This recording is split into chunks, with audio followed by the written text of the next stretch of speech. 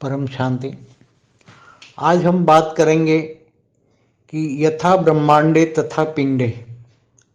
तो जो ब्रह्मांड में है वो पिंड में है। पिंड माना शरीर। तो जो ब्रह्मांड में है वो शरीर में है। जैसे स्थूल वतन में, स्थूल दुनिया में, पांच तत्वों की दुनिया में, मृत्यु लोक में जो पांच तत्वों का ब्रह्मांड है वो हमारे पांच तत्वों का शरीर है। ऐसी तरह सूक्ष्म वतन में, सूक्ष्म लोक में, भूभुरलोक, स्वलोक, महालोक, जनलोक, तपलोक, ब्रह्मापुरी, वहाँ का जो शरीर है वो तीन तत्वों का है। तो वहाँ का ब्रह्मांड तीन तत्वों का है। वहाँ के लोकों में तीन तत्वों का ब्रह्मांड का पावर है। ऐसी तरह विष्णुपुरी जाओगे तो विष्णुपुरी में परम तत्व है।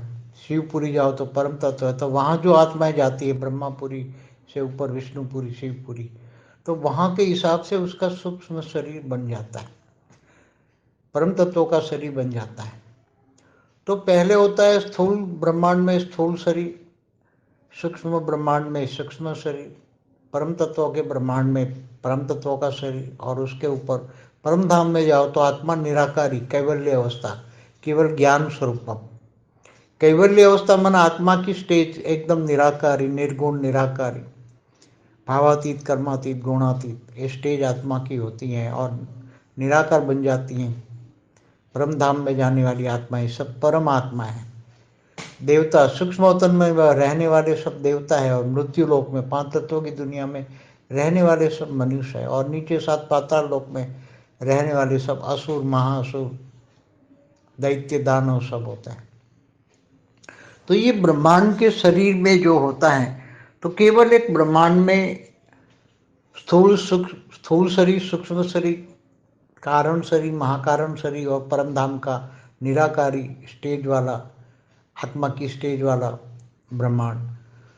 तो केवल सूक्ष्म कारण शरीर और महाकारण शरीर में भी हर कोई आत्मा का रिकॉर्डिंग उसी में होता है जो ब्रह्मांड में होता है। हर कोई आत्मा का रिकॉर्ड भी ब्रह्मांड में होता है। जितनी मनुष्य आत्मा है, जैसे आज मनुष्य आत्मा स्थूल वतन में कितनी है? 800 करोड़ है आज स्थूल वतन में मनुष्य आत्माएं, साकार में, मृत्यु लोक में।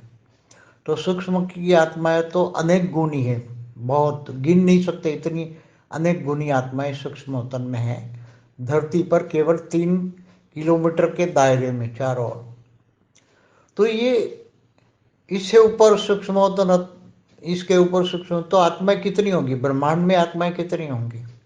बेहिसाब आत्माएं, गिन नहीं सकते, उनका गिनने का रिकॉर्ड।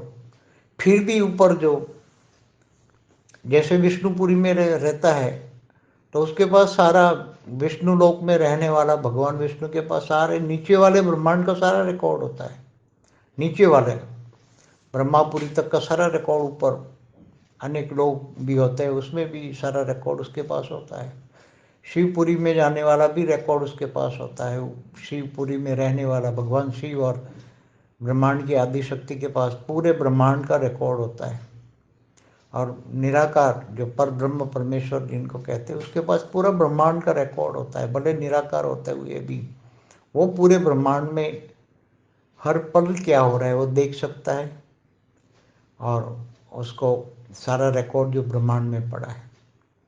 तो केवल स्थूल सूक्ष्म कारण शरीर और महाकारण शरीरों में जो रिकॉर्ड पड़ा है, हर कोई आत्मा का अपना अपना सोच समझ में जो रिकॉर्ड पड़ा है, जो आत्मा कर्म करती है मन वचन कर्म से, उसका रिकॉर्ड हर कोई आत्मा के कारण शरीर में है, महाकारण शरीर में है। और फिर निराकारी आत्मा में भी निराकार से ऊपर जो आवरण होता है, जिनको हम महतत्व का आवरण कहते हैं, निराकार के ऊपर, आत्मा के ऊपर जो आवरण होता है उसको जो महातत्व का आवरण कहते हैं। उसके अंदर लाइट के ऊपर जो माइट कहते हैं, आत्मा की शक्ति, उसमें सारा रिकॉर्ड होता है। आत्मा के ऊपर सारा रिकॉर्ड वो आवरण में होता है। तो जो ब्रह्मांड में है वो पिंड में है। तो इसी तरह महाब्रह्मांडों में भी हर कोई आत्मा का रिकॉर्ड होता है। महाब्रह्मांड माना गैलेक्सी,